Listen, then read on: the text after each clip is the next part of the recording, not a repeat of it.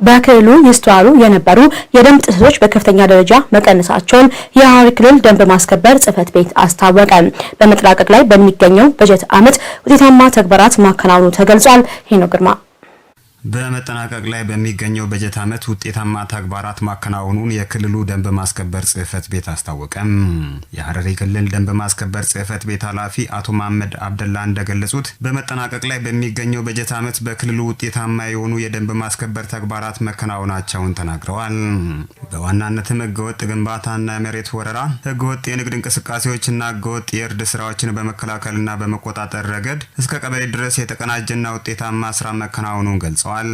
በዚሁም በመጠናቀቅ ላይ በሚገኘው በጀት ዓመት በክልሉ 1443 የሚሆኑ ህገወጥ ግንባታዎችን መከላከል እንደተቻለ የገለጹት አቶ መሐመድ 17 የሚሆኑ የመሬት ወረራዎች ላይ እርምጃ በመውሰድ ወደ መሬት ባንክ ገቢ እንዲሆን መደረጉንም ጠቁመዋል።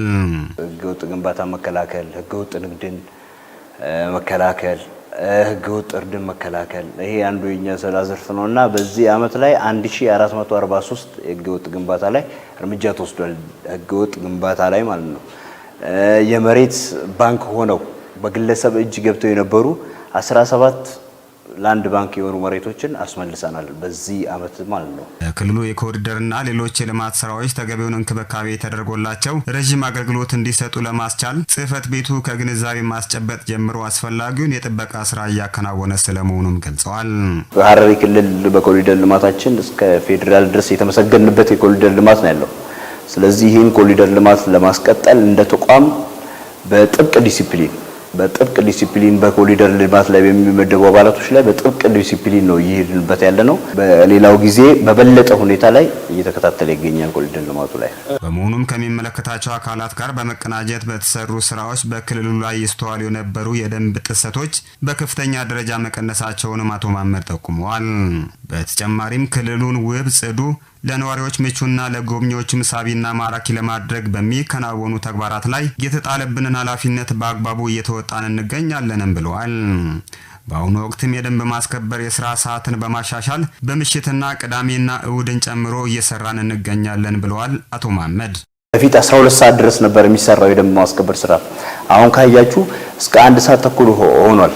እንደውም እኛ በቅርብ አሁን እንደ ማኔጅመንት የያዝ ነው ፕሮፖዛል አቅርበናል ለማዘጋጃ ቤት። ፕሮፖዛል በማዘጋጃ ቤት በኩል ለምክር ቤት ካቢኔ እንዲጸድቅልን ፕሮፖዛል አቅርበናል። የሰው ኃይል እጥረትን እንድታቀርፎ በሁለት ሽፍት ሆኖ እስከ 4 ሰዓት የሚሰራበት ሰዓት ነው እያመቻቸን ያለነው። በሐረር ከተማ እየተከናወኑ የሚገኙ ህብረተሰቡን የማስገንዘብና የደንብ ማስከበር ስራዎች በቀጣይም በገጠር ወረዳዎችም በማስፋት የደንብ ጥሰትን የሚጸየፍ ማህበረሰብን ለመገንባት ትኩረት ተደርጎ እንደሚሰራም አቶ መሐመድ ጠቁመዋል።